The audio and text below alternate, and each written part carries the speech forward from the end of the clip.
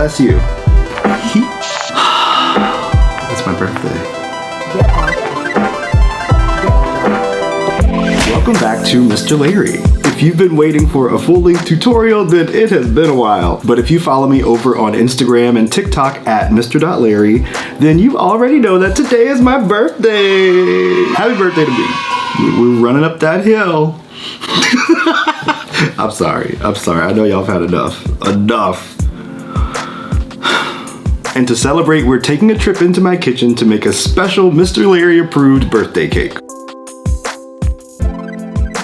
How are y'all doing? It's been a minute, but I hope I have managed to help y'all stay crafty and creative during the wait. And in case you're new here, welcome. Mr. Larrie, my tutorials, this craft show, my various digital content, it all started right here as a safe space for people to learn to infuse their day-to-day with a little bit more creativity. And we are now in series 4 of Mr. Larrie, which means there will be new crafty tutorials for you and your family all summer long. Also, thank you for your support and for following and subscribing. What better way to kick off a birthday celebration than surrounded by art supplies? And of course, what is a birthday without a birthday cake? Nothing. So grab your oven mitts and pull out your mixers. It's time to bake. And yes, baking is also a craft, at least on this channel. But before we do that, I want to share with you 3 interesting bits of information that'll be helpful to us, starting with thing number 1. Thing number 1. According to the internet, people didn't begin celebrating their birthdays until calendars existed, because it was otherwise kind of hard to keep track of things like that when you really just had to rely on the sun and the moon and like major cultural events. In fact, the first official mention of a birthday is around 3000 BCE in reference to a pharaoh who had just been reborn as a god via his crowning ceremony. This eventually trailed into the Greek celebration of the goddess Artemis. They presented the deity with deity or deity? Deity? Which one do y'all say? Because I don't want to sound stupid. They presented the deity with crescent-shaped cakes that had candles atop them to emulate the light of the moon. And how do they send their wishes and prayers to this goddess Artemis? They blow out the candles. Greeks and Egyptians both held these special coronation birthdays in high regard. They feared that the transition of power introduced a vulnerability for evil spirits and other unwanted energies, so they would have celebrations to ward off the evil, using noisemakers and well wishes and songs and gifts even, along with general frivolity. Which brings us to thing number 2. Ancient Romans brought birthday celebrations to common folk, initially reserving the celebrations for any man turning 50 years old. He would be gifted a cake made of wheat flour, grated cheese, olive oil, and honey. Sadly, female birthdays were not celebrated until about the 12th century. But around the 18th century, Kinderfest, a children's birthday celebration, was happening regularly in Germany, and this most closely resembles the kind of birthday parties we are accustomed to today. The Industrial Revolution made this a permanent cultural fixture by bringing cake as well as extravagant celebrations to the masses. And these things were typically reserved for the very wealthy before. And there are so many iconic cakes in our history. The cake that Marie Antoinette told the people to eat, even though apparently she didn't actually say that. The Jabalian fudge cake that Neelix had for his birthday on the Starship Voyager. Cake, anyone? Neelix, what happened to you? It's a long story. That one cake from that movie. And this one. But nothing beats a fun little layer cake that you could eat all by yourself. And one day I'll have enough friends to have a party. Just kidding.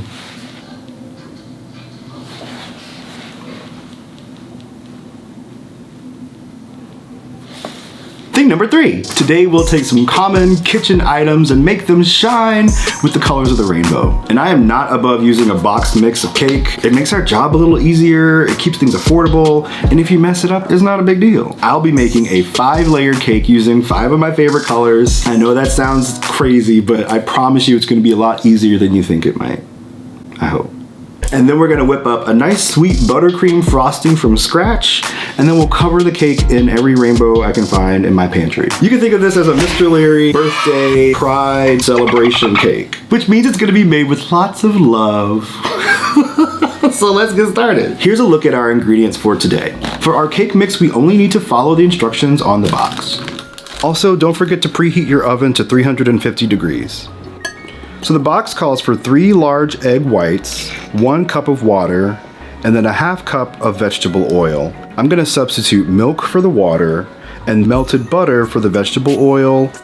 I'm adding some almond extract and some vanilla paste, and all of this is really just to help enhance the flavor of that box cake mix.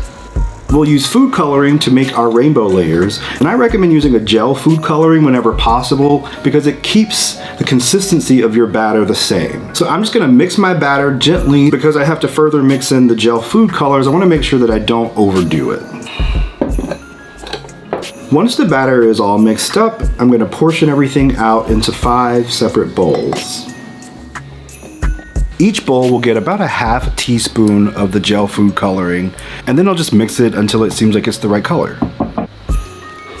So then you just prepare your baking pans with either a cake release spray, which you can buy at any grocery store, or you can use the old school method of using butter or some light oil. Wipe that all around the inside of your pan and then dust it with flour. This will make sure that your cake doesn't stick to the pan, and it'll be really easy to take it out when we're ready to put it all together. So I baked these cakes for 18 minutes at 350 degrees, and then I let them cool on the counter for about an hour, and then I popped them into the freezer after I took them out of their tins. Okay, it's time to be honest. You probably don't see what I see. Listen, we live in a society that is imperfect. Much like these cakes. I had popped these into the freezer so they're nice and firmed up, which will be very helpful for when we level them all out. I don't have any fancy tools or anything to help me level. I just sort of have to use my eyes, and I'm just gonna sort of start cutting, and then it might be helpful for you to rotate the cake as you slice. There are tools that are made specifically for this, and they can help you get really precise layers and stuff. I'm not really concerned about that. I just want it to be flatter and lower. So I'm good with that. And see how the color inside is much brighter, and you know, it's gonna be okay. Gonna make it work. Look at that beautiful shade of purple. That's beautiful. I wonder if it would be gauche to sort of like patch this little area. Would anybody care if I did that? I wouldn't care. Okay, I'm gonna mix my buttercream real quick, and then we'll start assembling. For our buttercream, you wanna make sure that you've got a stick of butter at room temperature. Not heated up, not melted, because it'll be too soft at that point. And then we're gonna pair that with some powdered sugar, a little bit of vanilla, and some cream.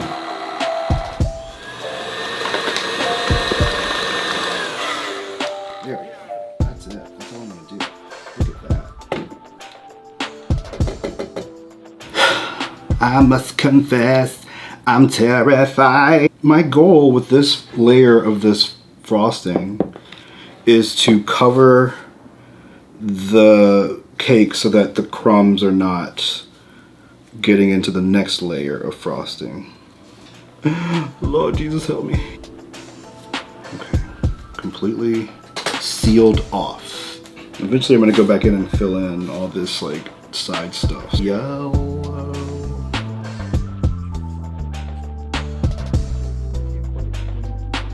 A little extra special layer.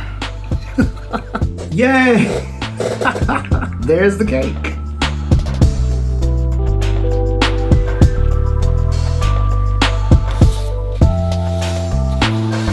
Real quick, I took a little excursion over to Gideon's Bakehouse over in Disney Springs. And if you guys aren't familiar with Gideon's, they are an internationally known bakehouse. They make some of the most amazing cookies and cakes and confectionaries you can imagine. And they have a rainbow crunch cake on the menu right now. And since we're making a rainbow cake, I thought it'd be nice to compare the work of a professional to whatever we're trying to do today. This cookie here, but like, just look at that. That's insane. It's just so beautiful. You can see all that beautiful rainbow goodness on the inside, on the outside edge as well. Happy birthday to me. This slice of cake actually reminds me of some wonderful artwork I've been seeing lately over on Instagram. And I'm gonna share that with you right here someplace.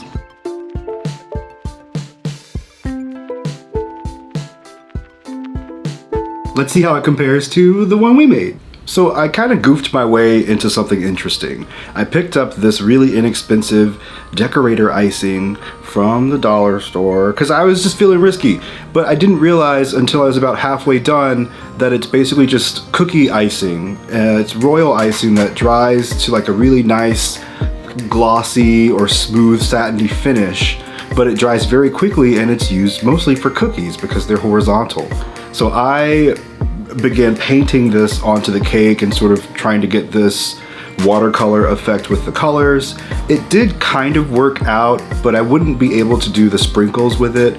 So what I ended up having to do is get more white icing, and then I just kind of painted that up the sides of the cake where I wanted the sprinkles. So you are meant to take a handful and then just sort of press them into the side. This is gonna be a big mess, but it's gonna be nice, I know it.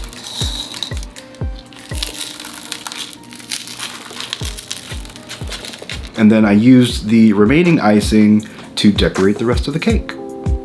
This was almost very much a disaster, but I just did a bunch of research really fast and tried to do something to save it. And I think it's looking pretty good.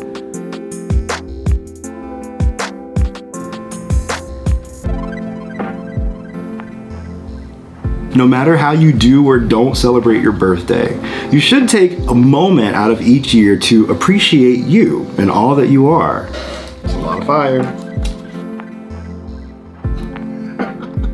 I don't know why anybody would do that without cake or pie or cobbler or something, but I mean, I guess to each their own. Part of the fun for me now is like snatching up all the stuff that I wish I had as a kid, but couldn't. And not just like physical stuff and, you know, toys and things like that. I'm just trying to nurture and celebrate all the parts of myself that I wasn't able to access before, or the parts of myself that I had to hide away. And honestly, that feels really great to do. You should give it a try. It doesn't cost much, it doesn't have to take a whole lot of time, but it is good for you and good for your soul. And that's kind of what Pride Month is all about. I'm so proud of our little cake. I share this with anyone who would like to sit next to me and learn how to make something beautiful. Beautiful and delicious. Yes. I'll see you next week with an all-new episode of Mr. Larry. Stay creative and stay crafty.